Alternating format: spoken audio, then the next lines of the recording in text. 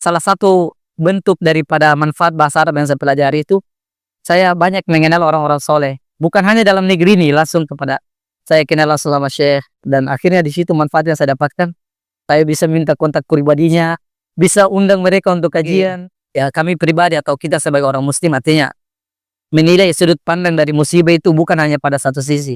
Artinya pada saat musibah itu saja, tapi kita lihat sisi lain. Di situ ada pahala, ada juga kebaikan-kebaikan dan hal yang terbaik yang inginkan. Jadi kan Rasulullah sendiri mengatakan ajaban li amri mu'min, maksudnya sungguh ajaib menakjubkan perkara seorang mukmin. Artinya segala hal itu baiknya apabila dia diberikan kenikmatan, dia bersyukur, maka khairan lahu, dan itu adalah terbaik baginya. Ujian itu merupakan bentuk kecintaan Allah dan mungkin bentuk juga teguran dari Allah Subhanahu wa taala terhadap hambanya agar dia bisa lebih baik atau bisa mengubah dari sebelumnya menjadi hal yang lebih baik.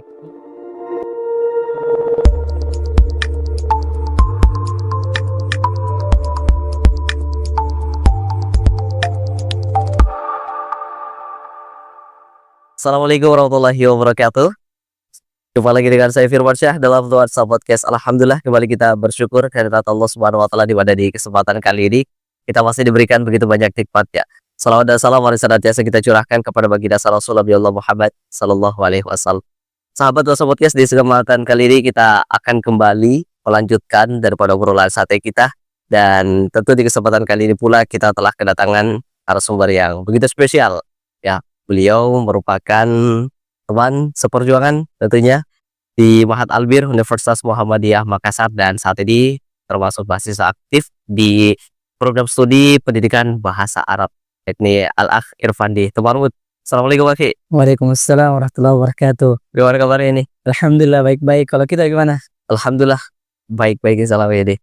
Alhamdulillah. Ya, ini kita kemarin kan kita sudah membahas juga tentang bagaimana perjalanan hijrah beberapa narasumber, mulai dari salah satu anggota proyek dakwah yakni Al-Akh Hafiz, kemudian juga imam masjid baru-baru kemarin juga, dan kita pengen mendengar begitu ya perjalanan daripada proses hijrahnya antum juga begitu ya. Siapa tahu ini menginspirasi gitu.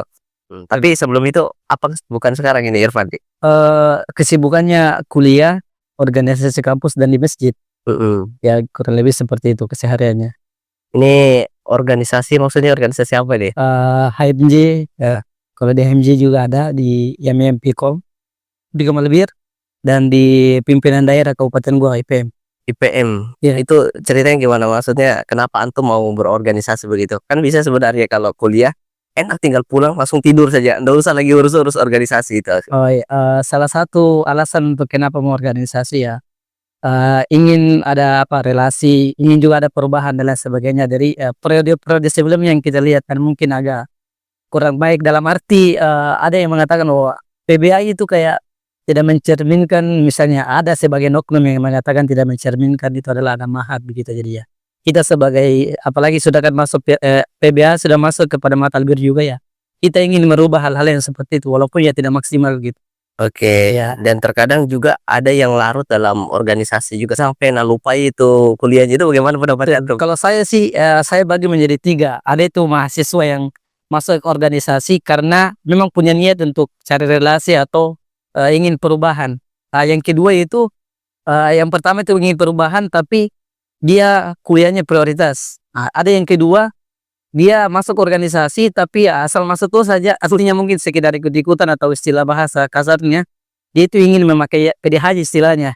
Kemudian yang ketiga, dia itu mengutamakan organisasi dan kuliah di sampingan. Justru ini yang sangat kami sesali atau mungkin dikatakan tidak layak seperti itu bagi seorang yang ingin belajar dengan mungkin dari pelosok niatnya untuk baik, tetapi pada saat di kampus ya tidak sesuai apa yang diniatkan di awal, malahan lebih fokus kepada organisasi dibandingkan kuliah sendiri. Tapi itu sering antum jumpai itu? Dan itu sering saya jumpai banyak, dari hampir kebanyakan organisasi atau kebanyakan oknum di Unismu pada umumnya. Ya kalau antum dapati begitu, apa yang antum lakukan biasa?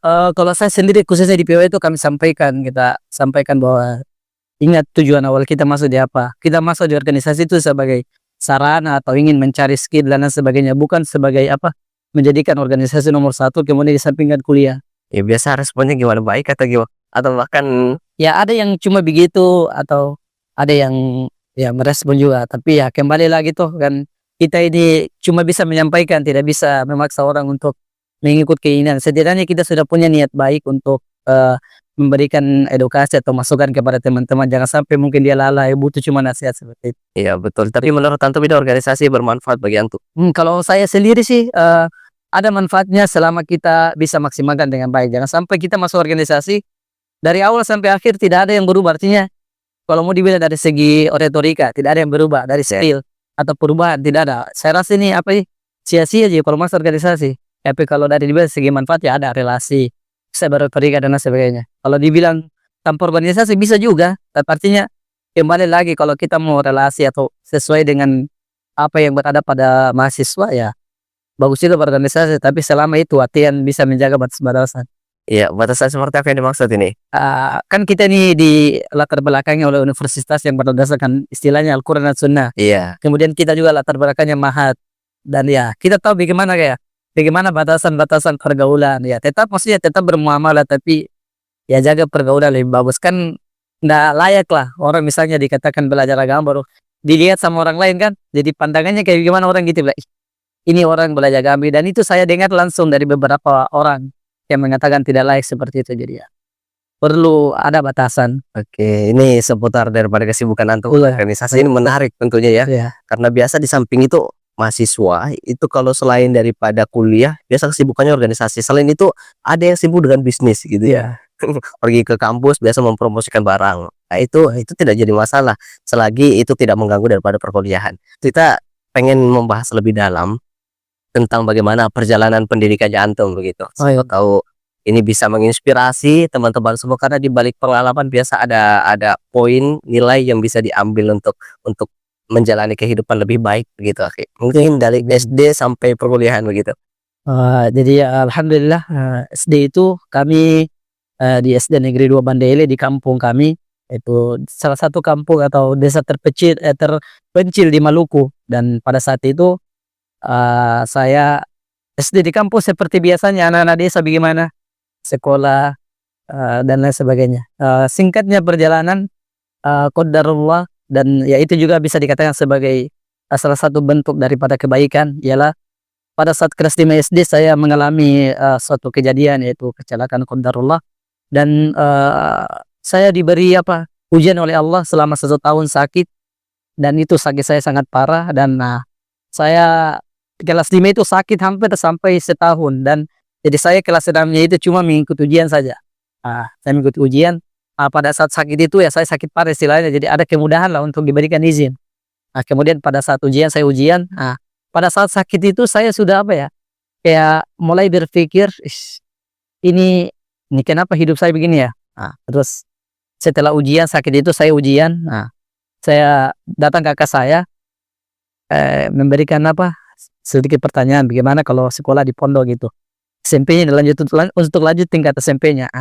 Pada saat itu saya sudah ada niat ya. Itu kadang ada kan istilah bahasa, kadang orang itu diberikan musibah Hibah. baru sadar. Di situ mungkin saya, karena saya ya dulu alhamdulillah tidak istilahnya walaupun sholat karena kakak yang ngajarkan, tapi ya tidak tahu baca Quran, tidak tahu doa-doa. Jadi sholat dulu yang ya itu mungkin karena sepengetahuan saya, kejahilan saya, ya yang penting sholat, mau itu tidak paham atau tidak. Di situ saya langsung dapat hidayah, kayaknya harus belajarin dengan baik. Cuma saya setelah lulus itu saya langsung berangkat ke Makassar sama kakak saya. Kendala terbesarnya kebanyakan orang masuk pondok gitu kan ya paling utama itu modalnya bisa ngaji lah, entahkah kurang bagus atau tidak. Saya ini tidak tahu sama sekali, mau dari huruf alif dan lain sebagainya. Memang pokoknya dibilang kosong sama sekali. Pada saat itu alhamdulillah kakak saya kan lulusan Albir juga, seangkatannya Ustaz Syafaat. Beliau itu ada temannya namanya Ustaz Mustaqim juga. Beliau juga lulusan Albir juga. Ke pondok itu SMP. Jadi saya SMP-nya itu di Andarain. Jadi dia ini SMP tapi dia pondok kayak boarding school begitu. Saya masuk, alhamdulillah diterima, beliau siap ajari saya selama berapa bulan. Di situ tentulah kalau orang yang tidak ada latar belakangnya sama sekali bisa ngaji, apalagi saat itu langsung belajar bahasa Arab.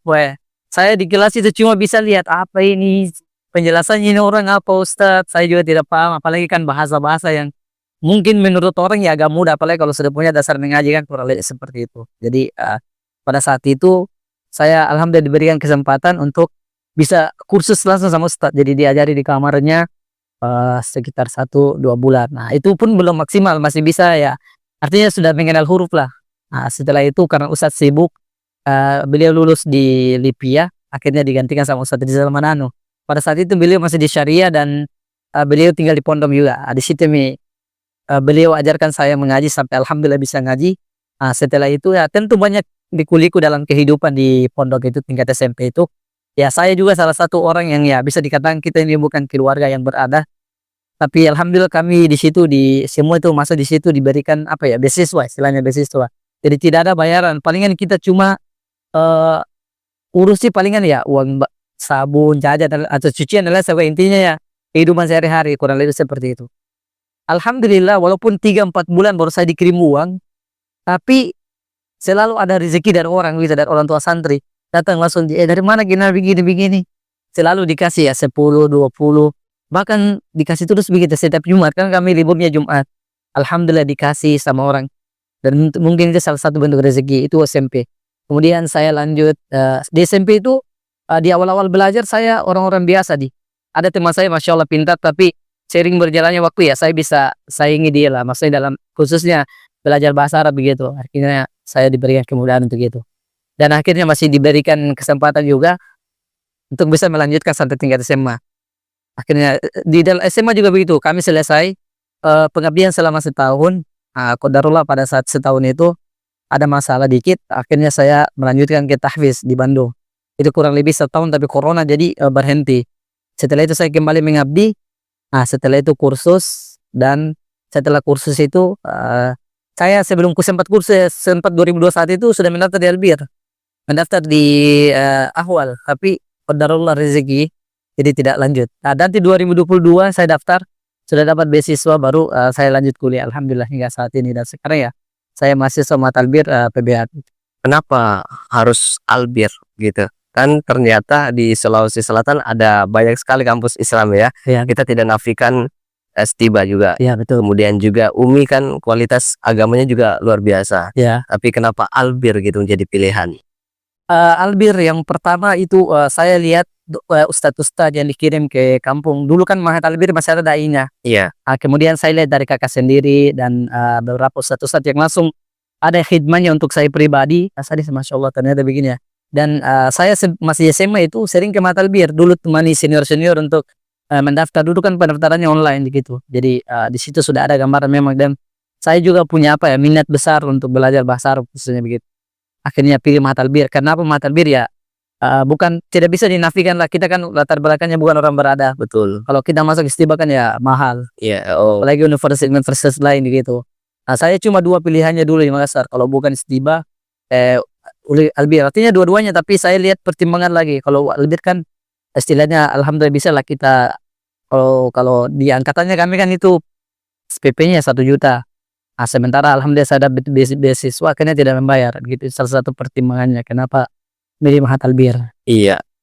Terkadang di era modern saat ini itu banyak orang yang memilih jurusan itu yang sesuai dengan zaman.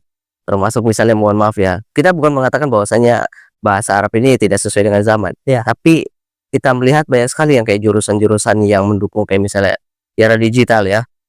Kayak misalnya teknik informatika, kemudian ilmu arsitektur dan lain sebagainya, ya kan, atau kepolisian, TNI. Tapi kenapa antum memilih bahasa Arab gitu? Alasan saya memilih bahasa Arab itu selain daripada minat saya, adalah latar belakang yang dimana saya ingin fokus untuk bagaimana bisa paham ini. Karena saya jujur saya itu kalau ada hal yang perlu dibahas, saya rasa tidak cukup kalau kita cuma baca terjemahan. Walaupun memang ada bisa kita ambil, tapi kan saya juga pernah dengar bahwasanya kata ulama itu maksudnya kalau orang sudah bisa menguasai salah satu dari bidang bahasa ilmu alat itu, artinya ya bisa lah untuk memahami, dan itu menurut saya sesuatu yang sangat baik, dan bahasa Arab itu memang sangat relevan dengan zaman ini. Ya. Apalagi kita lihat di era sekarang itu bahasa Arab itu berkembang juga dengan adanya zaman ini. Iya. Kan orang mungkin kira bahasa Arab itu cuma kitab toh. Betul. Ternyata bahasa Arab itu punya perkembangan yang sangat pesat dan sangat besar di era ini. Iya, dan berpotensi untuk menjadi bahasa internasional. Dan alhamdulillah sudah dari tahun 1000 berapa itu bahasa Arab sudah menjadi bahasa masuk internasional dan masuk pada PBB. Iya, Jadi saya rasa itu sangat relevan lah. iya luar biasa. Jadi ini sedikit meluruskan memang ya, bahwasanya bahasa Arab itu sudah mendunia. Artinya Ya, tidak lekang dimakan zaman, dan tentu ini merupakan hal yang bisa dipakai untuk memperdalam Al-Quran itu ya, ya. Al-Quran dan hadis. Oke, itu sangat menarik tentang bagaimana perjalanan pendidikannya antum, tapi saya ingin menanyakan bahwasannya kenapa antum harus berhijrah begitu ya? Kalau dari awal itu kan kenapa harus nunggu kena musibah dulu baru ini? Eh, ya ini hemat saya ya. Setiap orang itu kan diberikan hidayah sesuai dengan takdir Allah. Jadi kadang itu orang dari awal memang sudah diberikan. Iya, Jadi langsung jadi begitu tanpa ada musibah. Kadang juga orang menurut saya itu kayak diberikan dulu musibah gitu, kayak saya pribadi merasakannya. Diberikan musibah akhirnya kayak kita langsung sadar, oh ternyata hidup ini begini, ternyata di balik ujian yang Allah berikan begini. Artinya jangan selalu kita menganggap bahwa musibah itu sesuatu yang buruk.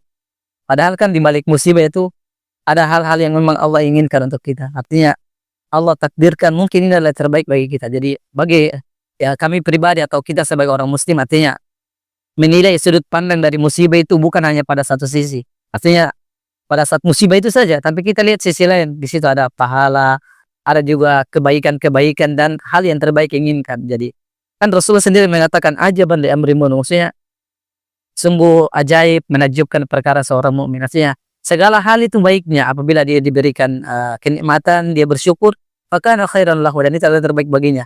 Tapi kalau diberikan musibah, dia bersabar, itu juga terbaik baginya. Masya Allah. Artinya dua kedudukan ini diberikan seorang muslim, tapi kan jarang kita temukan orang itu kadang lebih lebih senang diberikan kenikmatan, tapi kalau diberikan ujian ya belum siap untuk menerimanya. Itu alasan mungkin kenapa saya kenapa diberikan musibah dulu baru berhijrah ya. Mungkin itu salah satu bentuk dari kecintaan Allah begitu. pernah berpikir tidak atau pernah kepikiran enggak kalau berhijrah pada saat itu bakal ketemu dengan orang-orang soleh di sampingnya, termasuk yang Anda sebutkan tadi ustadz-ustadz dari Mahat itu, yang kayak misalnya Ustadz Syafaat itu, yang lettingnya Ustadz Syafaat dan Ya. sebagainya, itu pernah kepikiran? Tidak ada pikiran sama sekali, karena ya mungkin itulah tidak ada pikiran, tapi saya selalu punya keyakinan bahwasanya insya Allah kalau kita menginginkan hal yang baik, artinya kita juga akan dipertemukan atau dikumpulkan dengan orang-orang yang baik, kan begitu juga kan kata Rasulullah. Maksudnya almaru ala dini khalil, maksudnya agama itu tergantung pada agama temannya. Artinya istilahnya kita ini akan dikumpulkan dengan orang-orang yang ada pada lingkungan kita, kurang lebih seperti itu. Dan alhamdulillah itu saya rasakan sampai sekarang dan manfaatnya itu sangat banyak. Iya, lingkungan yang dimaksud juga saya sempat kepikiran bahwasanya Mahat Albir itu lingkungannya sangat mendukung sekali. Tapi banyak di antara teman-teman yang tidak mau memanfaatkan kondisi ini, artinya tidak mau untuk memanfaatkan untuk menambah ilmu agama. Ya, kemudian banyak yang terpengaruh dengan dunia-dunia luar. Itu pengaruhnya, maksudnya kenapa bisa terjadi seperti itu, akhi? Kalau kami pribadi mungkin kurangnya niat atau kurangnya mungkin kurangnya kepedulian atau kepekaan terhadap lingkungan. Makanya sering kita dengar ustadz kita di Mahat mengatakan kalau orang sudah tinggi mustawanya biasa itu mulai tambah jahil. Makanya ustadz itu biasa mengatakan kembalikan niat-niatmu seperti di awal kamu masuk Mahat, artinya punya niat baik, ingin perubahan gitu. Artinya di situ juga butuh butuh dukungan atau butuh nasihat dari teman-teman. Jangan sampai kita lihat teman begitu, kan itu sebabnya futur itu kan banyak. Salah satu hal terbesar ya tidak bisa dipungkiri itu gadget itu sendiri. Apalagi kan kalau misalnya kita di Mahat, misalnya istilahnya kita ini seperti seperti anak SD SMP begitu, pakai baju saja diatur, masuk kelas saja diatur. Jadi artinya kita itu dalam artian kita dididik memang seperti layaknya pendidikan di sekolah-sekolah begitu. Padahal ini kita sudah tingkat mahasiswa, kalau dibicarakan mahasiswa ya artinya yang penting berpakaian rapi sesuai itu kan bebas gitu. Kemudian kenapa banyak tidak manfaatkan ya mungkin niatnya begitu. Karena kenapa itu juga kami rasa pribadi. Kalau misalnya orang mengatakan kalau menurutnya orang itu kalau mah talbir berarti orang jago bahasa Arab. Ya, Pikirannya begitu, perspektif ya, iya. ya perspektif dan itu memang tidak bisa dipungkiri begitu karena dari misalnya dari buku-buku yang dipakai, pelajaran di kelas berbahasa Arab, tapi banyak yang tidak sesuai dengan itu. Yang apakah yang disalahkan itu adalah mahatnya atau ustadz-ustadznya, kami rasa tidak. Itu kembali kepada perpribadian orang itu tersebut. Jadi kami pribadi alhamdulillah pada zaman kami itu salah satu angkatan yang pertama wajib diasramakan. Jadi ya selain itu memang saya sudah punya keinginan gimana saya masuk Matalbir ini bisa berkembang bahasa Arab saya, dan alhamdulillah saya pilih juga asrama walaupun ya dengan biaya atau banyak tantangan di asrama itu sendiri. Dan salah satu hal yang kami dapatkan ya adalah percakapan bahasa Arab yang dimana kita tidak dapatkan di luar selain daripada mahat itu sendiri. Iya. Ya, Tidak bisa dipungkiri bahwasanya ketika belajar bahasa Arab atau menempuh daripada dunia hijrah seperti halnya dari masa kelam menuju ke masa yang lebih baik termasuk mengenal Tuhan begitu ya. Tentu itu ada rasa-rasa yang seperti antum sampaikan tadi, futur dan lain sebagainya. Dan itu antum pernah ya rasakan juga. pernah. Seperti apa modelnya itu, akhi? Masa-masa futur itu kayak bilang Sempat mau tinggalkan ya mau itu pernah? tinggalkan, mau tinggal mahat, bahkan saya mau keluar dari asrama gitu. Mungkin salah sebabnya juga futur atau sebabnya karena biaya juga. Saya mau keluar tapi dipertahankan sama Zainal itu, bilang jangan keluar gitu.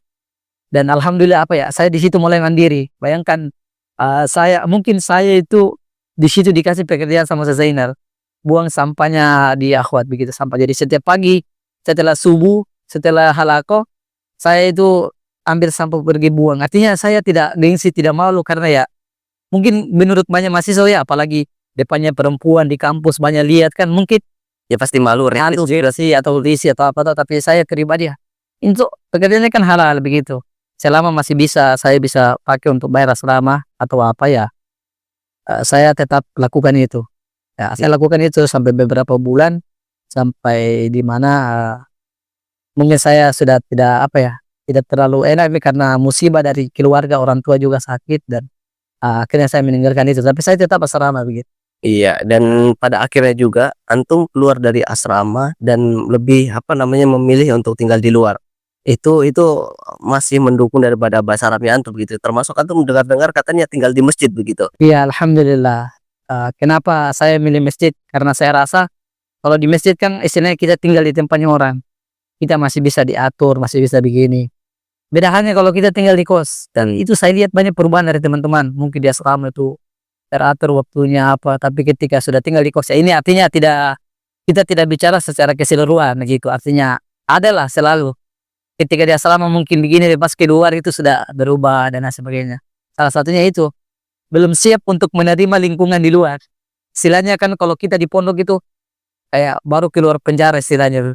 Kan kalau pondok kan mungkin terlalu sering di Iya. kurung apa, artinya keluar kayak mau bebas dan lain sebagainya. Ini justru berbanding terbalik dengan kisah Hafiz kemarin ya di masalah hijrah kemarin. Iya. Itu dia menyebutkan masa kelamnya itu pindah ya, maksudnya berpindah dari masa buruk ke masa yang lebih baik. Itu membuat dia itu semangat untuk dekat kepada Tuhan. Ya. Tapi berbeda dengan teman-teman yang pernah dia jumpai juga, ada juga yang semacam itu, yang modelnya kayak misalnya dari hal kebaikan pindah ke buruk gitu ya, karena itu tadi niatnya kurang hadirkan dalam diri, dan juga kurang untuk mengingat bagaimana Islam itu yang sebenar-benarnya. Jadi memang banyak yang kita jumpai seperti ini. Tapi bagaimana yang misalnya antum jumpai orang yang begini tuh, sikap antum itu seperti apa? Alhamdulillah itu memang sangat relevan. Kami temukan sendiri teman kami pernah sepondok dan lain sebagainya, dan seiring berjalannya waktu kayak apa ya, istilahnya orang apa yang didapatkan pondok itu semua kayak sudah tidak berarti begitu. Artinya sudah Hilang begitu aja. hilang begitu saja, mulai dari sholat dan lain sebagainya. Itu kami masih temukan dan lain sebagainya. Tentu itu bentuk dari niatnya atau hidayah dari Allah, atau mungkin kurangnya apa ya, kurangnya motivasi. Kan salah satu itu agar tetap istiqomah ya, datang motivasi, kajian-kajian, atau minta nasihat dari teman-teman atau ustaz langsung. Kalau misalnya usulkan kita masih malu, atau teman yang mungkin kita percaya untuk bisa memberikan masukan dan arahan. Itu sangat apa ya, sangat banyak. Tapi bagaimana sikap kita? Kalau saya pribadi ya tetap bermuamalah dengannya, karena artinya saya bisa memposisikan saya dulu karena begini juga. dalam artian mungkin situasinya berbeda, mungkin saya itu dari tidak tahu sampai tahu, dia memang dari tahu kemudian melupakan, itu kan mungkin hal yang berbeda. Tapi ya sikap seorang muslim ya tetap kita bermuamalah samanya. Mungkin dia butuh mau diberikan masukan, ya kita tetap berharap agar dia bisa kembali lagi kepada sebelumnya ya. Tentu itu kembali kepada hidayah itu sendiri, tapi setidaknya kan kita punya usaha untuk bagaimana teman kita itu bisa balik lagi. Namanya manusia kadang terjatuh, butuh lagi untuk dinasehat. Nah, yang hal mendukung antum dalam belajar bahasa Arab, termasuk juga belajar agama Islam secara keseluruhan itu seperti apa? Tadi sempat menyebut salah satunya itu kajian gitu. Oh ya, jadi alhamdulillah saya semenjak ya belajar bahasa Arab juga, saya artinya fokus pada ikut kajian-kajian kita para ustadz begitu banyak, karena di Makassar kan banyak begitu. Banyak. Jadi saya fokus hanya pada kajian tematik saja. Memang yang fokus pada kitab begitu. Selain daripada itu ya kita bisa dapat banyak manfaat begitu. Jadi saya ikut kajian itu salah satu ustadz lulusan Madinah di sana, di ketika juga dari masjid itu saya ikut adalah kajian kajian hadis begitu. Jadi alhamdulillah kami tuh punya kesempatan juga bisa menyetor hadis dengan sanadnya begitu. Ya walaupun mungkin belum mungkin pada saat ini, tapi kami setorkan sanadnya. Jadi misalnya hadasana qala sampai Rasulullah begitu. Jadi kami sampai pada Imam Bukhari atau misalnya Wajadul Muslim.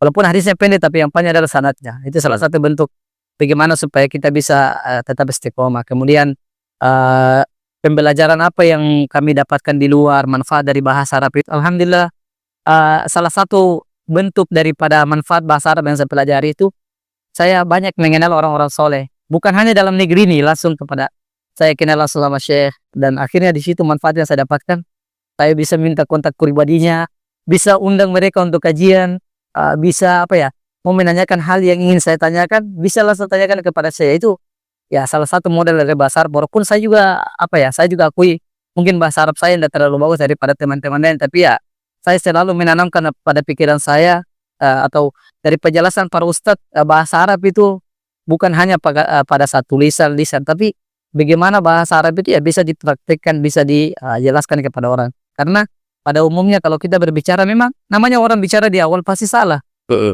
Tapi kalau serinya berjalannya waktu kan kita bisa berubah dengan hal demikian begitu. Jadi dengan manfaat bahasa Arab itu ya saya bisa bukan hanya ketemu sama orang dalam ini saja, tapi bahkan para masyarakat di luar negeri juga saya dapat kesempatan untuk bahkan mengunjungi mereka dan sebagainya. Dan salah satu juga besarnya adalah kemarin di HMJ itu banyak hal yang kami bisa berikan, yaitu berkaitan dengan bahasa Arab, dan kami diamanai juga sebagai ketua bidang bahasa dan dakwah di HMJ Pribadi sendiri. Itu salah satu ya manfaat atau hal yang diberikan dari bahasa Arab itu untuk saat ini. Kita tidak tahu manfaat ke depannya apa begitu. Ya, dengan begitu istimewanya bahasa Arab ini, tentu itu menjadi penyemangat tersendiri ya buat para penuntut ilmu khususnya yang mencintai bahasa Arab begitu. Apakah keistimewaan ini yang melatar belakangi antum harus ambil jurusan pendidikan bahasa Arab begitu? Karena ada akhwal saksiyah tuh, ada komunikasi dan penyiaran Islam, dan kita bisa katakan mereka semua juga full bahasa Arab ya, akhwal saksiyah. Di KPI juga begitu, ada bahasa Arab ya.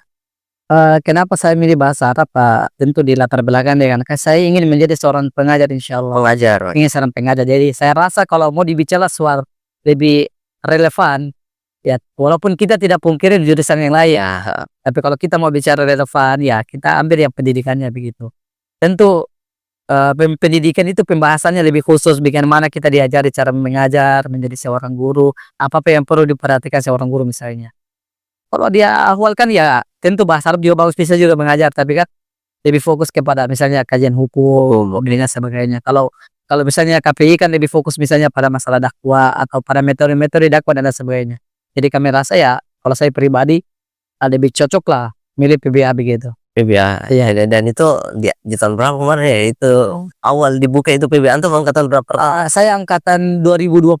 Nah itu yang pertama dibuka PBA. PBA kan mulai terintegrasi sama Mahat itu 2021 kalau nggak salah, 2021. Nah, dan antum memilih itu memang bersyukur sekali gitu, udah niat dari awal. Iya, udah niat memang mau ambil bahasa Arab gitu. Oke, dan kira-kira kesulitan apa yang antum sudah rasakan begitu dalam, tentu tidak mudah loh bahasa Arab, dan kita tidak katakan bahwasanya bahasa Arab ini susah kalau memang orang-orang yang tidak mau belajar gitu kan. Itu apa kesulitan yang antum sempat rasakan? Kalau kami pribadi kesulitannya itu ya Kalau saya pribadi mungkin pada penguasaan kaidah atau mungkin bagaimana mengungkapkan kata tersebut, karena kan di pondok kan pernah belajar juga sedikit begitu, tapi tidak semaksimal bagaimana lah. Bagaimana cara mengaplikasikan itu kosakata, bagaimana caranya pengucapan itu benar begitu. Bagaimana juga supaya bisa paham ini ustadz bicara, kan kita ustadz di mat kita lihat bagaimana baik. Kalau bicara kan bahasa Arab, apalagi kalau kelas sore misalnya, full bahasa Arab tidak mau diartikan begitu. Jadi kita juga saya rasa ya banyak kendala yang perlu dibenahi, tapi bagaimana caranya untuk menghilangkan atau mengubah hal-hal yang mungkin kita rasa sulit itu ya. Mungkin ini semua dirasakan teman-teman atau mungkin semua orang yang belajar bahasa Arab lah. Ya hal yang paling pertama diajarkan adalah ya kita mendengarkan saja dulu. Dan itu sesuai dengan kaidah bahasa Arab itu sendiri, artinya yang bagaimana bahasa Arab kan dibagi 4 ininya, disebut dengan al-istimah misalnya. Kita utamakan itu mendengar dan dengar. Istilahnya kalau kita mau belajar bahasa orang, kita dengar dulu. Jangan langsung mau bicara, bagaimana caranya kalau saya membaca kan? Iya, lebih sesuainya. Kalau sudah mendengar ya kita berbicara. Artinya bicara ini tidak semua orang bisa, karena mungkin takut salah, mungkin dia malu dan lain sebagainya. Padahal kan kalau namanya belajar itu kan tidak harus malu, tidak takut salah. Kan ini kan bukan juga bahasa kita, artinya kita kan ini juga tujuannya belajar untuk bisa memperbaiki atau untuk bisa menggapai hal tersebut. Oke, dan ini juga sering dirasakan kepada teman-teman itu di Mahat Albir ya, termasuk saya dulu itu orang yang sekiranya lulusan SMK juga nggak ada, dari SD, SMP, SMK itu umum semua ya, dan tidak ada bilang ya namanya lulusan pondok gitu, nggak ada. Paling ini pesantren, saya pesantren kilat gitu, yang Ramadan biasa kan, Ramadan ini 1 minggu ya seperti kilat betulan dia. Masuk jam 8, pulang jam 10, 2 jam saja itu karena orang puasa kan. Dan setelah itu yang menyemangati saya untuk berhijrah itu sebenarnya ketika simple, maksudnya sepele ini hal. Kenapa saya sampai masuk di pengen belajar bahasa Arab dan juga agama Islam itu secara mendalam, itu karena cuman gara-gara nilai. Insyaallah. Ya nilai di SMP saya itu agama saya dapat 100. Karena ditahu saya paling bodoh di situ kan. Ya. Ya guru-guru itu paham kalau saya itu paling bodoh, ataupun yang firman saya ini belum terlalu ini agamanya, jadi disemangati dengan nilai. Dengan nilai itu, dan alhamdulillah saya semangat untuk belajar bahasa Arab dan juga agama Islam. Masuk SMK, saya masuk dapat dapat organisasi namanya Rohis, Rohani Islam gitu kan. Saya ketua dari 2017 sampai 2020 tuh. Jadi 3 tahun. Jadi semenjak itu hanya bagus deh kayak lanjut ini kan kuliah bahasa Arab dan juga agama, dan alhamdulillah masuk di Mahat Albir. Dan juga tentu bisa kita sampaikan ternyata perjalanan hijrah seseorang itu berbeda-beda gitu ya, dan sehingga akhirnya mendapatkan ketenangan yang luar biasa. Tapi sebesar apa antum ini bersyukur berada di titik saat ini? Bersyukurnya itu tidak bisa diungkapkan dengan kata-kata, karena saking dalamnya, artinya sulit diungkapkan dengan hidayah tersebut. Artinya mungkin saya rasa kita dulu orang yang paling tidak tahu apa-apa, tidak tahu sholat dan lain sebagainya, tidak tahu hak-hak bagaimana bisa beribadah kepada Tuhannya. Sampai saat ini kita bisa pada titik ini, walaupun ya kadang kita namanya manusia masih kadang melakukan dosa, dan saya rasa itu sesuatu yang sesuatu yang lumrah lah untuk manusia, namanya juga manusia kan. Tetap begitu, tapi titik yang saya dapat artinya tidak bisa diungkapkan dengan kata-kata, karena banyaknya hal yang diberikan kepada kita pribadi, atau dengan belajar agama itu pula kita mendapatkan banyak kedudukan. Alhamdulillah saya pribadi merasakan itu. Artinya benar kata Allah begitu, kita belajar agama tuh pasti Allah akan mengangkat derajatnya, kedudukannya. Itu sangat benar, dan itu kami pribadi rasakan bagaimana, karena pada saat misalnya kita di kampungnya orang berhijrah, mungkin ditahu karena belajar agama, kita bisa diadukan sama orang, padahal orang tinggi jabatannya tapi kita tuh bisa duduk sama tokoh-tokoh masyarakat. Oh, berarti ini merubah pandangan masyarakat gitu ya? Iya. Pada kita. Nah, dan itu titik pencapaian yang tertinggi antum. Ya saya rasa maksudnya bentuk mungkin salah satu daripada ilmu itu sendiri. Oke, dan sebenarnya apa harapan antum yang antum coba tanamkan dalam diri, sebagaimana yang antum sudah niatkan dari awal-awal hijrah itu, harapan untuk ke depan? Harapannya itu saya tetap belajar dengan baik, kemudian pulang ke kampung, insya Allah pulang ke kampung untuk mengajarkan keluarga dan sekitarnya, karena ya begitulah di kampung kita tahu bagaimana pergaulan di kampung para pemuda, kurangnya minat belajar agama atau kurangnya pemuda-pemuda yang kenal dengan Robnya, misalnya kita lihat pemuda istilahnya geng Z lah. Jadi banyak yang kurang kenal, kemudian maraknya kesyirikan, maraknya maksiat-maksiat yang dilakukan ya. Siapa lagi kalau bukan kita sendiri kan untuk merubahnya. Walaupun kita tidak maksimal, tapi ya kita punya niat, punya keinginan yang kuat. Selama keinginan itu benar, azam yang kuat, insya Allah Allah akan mempermudah. Ya tentu ya dijalani dengan ujian-ujian yang ada dalam menuntut ilmu itu sendiri. Tidak bisa langsung dapat instannya saja. Jangan sampai kan banyak orang begitu. Saya mau jadi begini tapi tidak mau yang sulit-sulitnya. Itu kan apa ya? Istilahnya saya rasa tidak ada yang begitu deh. Para nabi pun itu mereka itu diberikan ujian-ujian yang ini. Para orang-orang soleh kan diberikan ujian-ujian yang sulit baru bisa mendapat pada titik itu. Begitu pula orang-orang ya berilmu atau orang-orang yang tinggi jabatannya kan banyak hal yang kan dia lalui baru bisa mendapatkan itu. Tidak langsung begitu istilahnya. Iya, Itu juga merubah pandangan untuk teman-teman juga yang lain begitu. luar biasa. Ini kita juga ingin mendengar daripada akhirnya obrolan kita. Mungkin ada closing statement yang diberikan kepada sahabat Nasu Podcast. Closing statement saya adalah tetap berprasangka baik kepada Allah atas segala apa yang Allah takdirkan. Entah itu dari ujian, jangan kita menganggap ujian dari satu sudut pandang saja, tapi kita melihat dari sudut pandang seorang muslim, yaitu melihat ujian itu merupakan bentuk kecintaan Allah dan mungkin bentuk juga teguran dari Allah Subhanahu wa taala terhadap hambanya agar dia bisa lebih baik atau bisa mengubah dari sebelumnya menjadi hal yang lebih baik. Kemudian jangan selalu mau diberikan musibah baru bisa kenal dengan Rabb, kan ada begitu. Tapi kalau kita sudah punya keinginan hal yang sepele, mungkin seperti dikatakan tadi, hal yang sepele nilai saja tapi bisa membuat keinginan untuk belajar ya. Segera untuk untuk segera untuk mendatangi hal tersebut. Kemudian kalau kita terjatuh dalam kesalahan ya kembali kepada Allah begitu. Namanya kita manusia, tidak ada yang terluput dari dosa dan kesalahan. Kurang lebih seperti itu. Luar biasa, Irfandi Temarwut. Ini sebenarnya masih saudara dengan narasumber kita sebelumnya, Zulfikar Allah Subhanahu wa taala. Kandung. Ya sepupuan gitu. Sepupu. Iya. Ya itu Temarwut itu marga atau apa? Temarwut itu marga. Iya. Oke, dan masih ada satu lagi yang Temarwut ini. Izin tunggu pokoknya. Dan luar biasa pokoknya sahabat Nusa Podcast, di kesempatan kali ini obrolan bersama Al-Akh Irfandi, seorang pegiat daripada bahasa Arab ya, yang perjalanan hijrahnya sangat luar biasa. Dan ini semoga bisa menginspirasi lagi dan lagi untuk berbicara soal kebaikan dan lebih mendekatkan diri pada Allah Subhanahu wa taala. Kami ucapkan syukran akhi. Afwan. Barakallahu fikum. Iya, semoga di lain kesempatan bisa bersama kembali. Amin insyaallah. Sekiranya ini yang bisa kami berikan di kesempatan kali ini. Semoga bermanfaat. Kurang dan lebihnya mohon maafkan. Barakallahu fikum. Freedom Irbain. Wassalamualaikum warahmatullahi wabarakatuh. Waalaikumsalam warahmatullahi wabarakatuh.